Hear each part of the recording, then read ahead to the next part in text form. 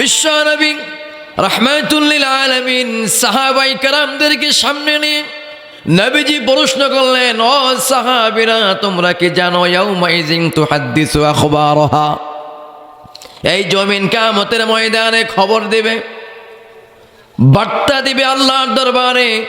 এই জমিন মানুষের সকল কর্মের ব্যাপারে আল্লাহর কাছে খবর দিবে। তোমরা কি এই বিষয় জানো নাকি? সাহাবীরা বলেন, ইয়া রাসূলুল্লাহ, ইয়া হাবিবাল্লাহ, নবী হে, কিয়ামতের ময়দানে এই জমিন কিভাবে খবর দিবে, কিভাবে বার্তা বহন করবে, কিভাবে আল্লাহর দরবারে বার্তা দেবে, এই বিষয়টা আমরা জানি না। নবীজি বলে, ও সাহাবী শোনো, দুনিয়ার জমিনে থাকা অবস্থায় কখন, কোথায়, কোন অবস্থায় কোন কাজ করো তুমি, কোন জায়গায় বসে বসে ভালো কাজ করো, কোন জায়গায় বসে বসে ইসলামের বিরুদ্ধে কথা বলো, কোন জায়গায় বসে বসে অশ্লীল কাজ করো, অন্যের সম্পদটাকে লুণ্ঠন করার পরিকল্পনা করো, কোন জায়গায় বসে বসে ভোট ডাকাতি করার চিন্তা করো, আছে না নাই? আরো জোরে বলেন, আছে না নাই? বিশ্ব নবী রাহমাতুল লিল আলামিন বলে, ও সাহাবী শোনো, কিয়ামতের ময়দানে যখন যেথায় যে অবস্থায় বসে তুমি পরিকল্পনা করো না কেন, ভালো পরিকল্পনা হোক, খারাপ পরিকল্পনা হোক, সব পরিকল্পনা এই জমিন আল্লাহর কাছে ফাঁস করে দেবে। লুকানোর কোনো সুযোগ নাই। রব্বুল আলামিন বলে, শোনো, فمن يعمل مثقال ذرة خيرا يره ومن يعمل مثقال ذرة شرا يره। الله أكبر। আওয়াজ করে বলি আল্লাহু আকবার। রব্বুল আলামিন বলে, বান্দা শোনো, দুনিয়ার জমিনে বসে তুমি যদি আমি আল্লাহর জন্য, আমাকে রাজি খুশি করার জন্য বিন্দু পরিমাণ নেক আমল বান্দা তুমি করো, যারা পরিমাণ নেক আমল তুমি যদি করো, এই যারা পরিমাণ নেক আমল, বিন্দু পরিমাণ নেক আমল কিয়ামতের ময়দানে আমি আল্লাহ পাক রব্বুল আলামিন তোমার হাতে দিয়া দিব, তোমার আমলনামা আমি তোমার হাতে দিয়া দিব। বিন্দু পরিমাণ লুকোচুরি কিয়ামতের ময়দানে করা হবে না, কি বলেন? কিয়ামতের ময়দানে কোনো ঘুষ চলবে নাকি? কিয়ামতের ময়দানে অন্যায়ভাবে কোনো মানুষের বিচার করা হবে না। রব্বুল আলামিন বলেন, যদি কিয়ামতের ময়দানে আমি মানুষের উপর ইনসাফ করি, ইনসাফ হলো আপনি যতটুকু প্রাপ্য ততটুকু আপনাকে দেবে, এটা হলো ইনসাফ।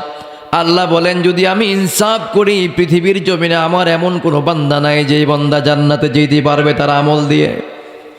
কিয়ামতের ময়দানে আমি ইনসাফ করব না। কিয়ামতের ময়দানে বান্দার আমল দেখে দেখে বান্দার প্রতি আমি রব্বুল আলামিন দয়া করব। আল্লাহু আকবার। বান্দার প্রতি দয়া করে করে ওই বান্দাগুলোকে আমি জান্নাতে প্রবেশ করিয়ে দিব, বলি সুবহানাল্লাহ।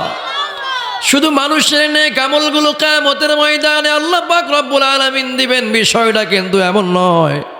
রব্বুল আলামিন বলেন, যেমনি ভাবে নেক আমল দিব, তার সাথে সাথে কোন জায়গায়, কোন সময়, গভীর রজনীতে একা একা, দুইজন মিলে, চারজন মিলে কোন অপকর্ম করেছো, কোন গুনাহের কাজ করেছো, তাফসির মাহফিল রেখে দোকানের সামনে বসে বসে হা করে টিভির দিকে তাকায়া ছিল, আছে না নাই? আরো আসতে বলেন, আছে না নাই? যেই সকল অপকর্মগুলো বান্দা তুমি করবে, কিয়ামতের ময়দানে যেমনি ভাবে তোমার হাতের মধ্যে নেক আমলগুলো আমি আল্লাহ দিয়ে দিব, তেমনি ভাবে তোমার বদ আমলগুলো আমি আল্লাহ তোমার হাতে দিয়া দিব। তখন বান্দার আমলগুলো বান্দার হাতে চলে আসবে।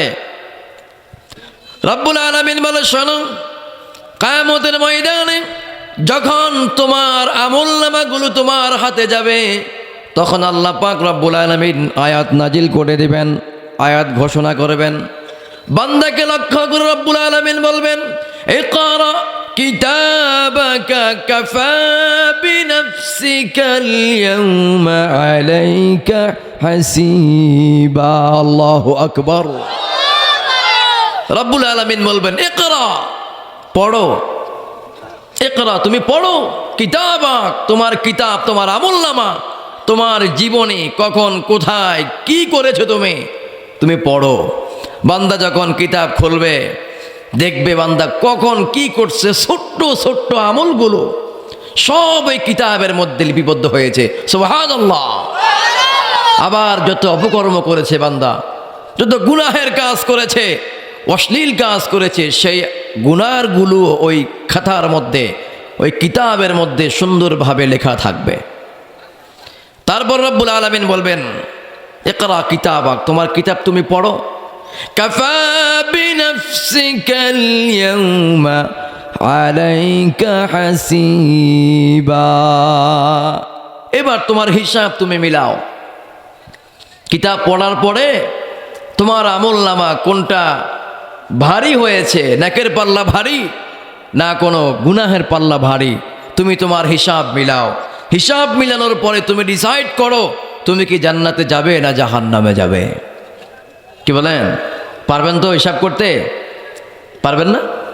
হ্যাঁ পারবেন। পারবেন না কেন? দোকানের হিসাব মিলান না প্রত্যেক দিন?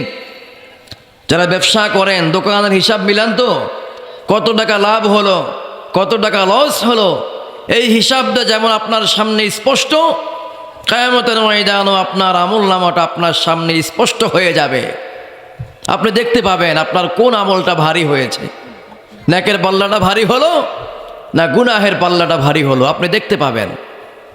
তখন আপনাকে আপনি প্রশ্ন করতে হবে যে আমি এখন কোথায় যাব, জান্নাতে যাব না জাহান্নামে যাব। যদি আপনার আমলনামা ভালো হয়ে যায়, নেকের পাল্লা ভারী হয়ে যায়, আপনার স্থান হয়ে যাবে জান্নাত। আর যদি আপনার গুনাহের পাল্লা ভারী হয়, বদির পাল্লা ভারী হয়ে যায়, আপনি পাপিষ্ঠ হয়ে যান, আপনার স্থান হয়ে যাবে জাহান্নাম। বলে নাউজুবিল্লাহ।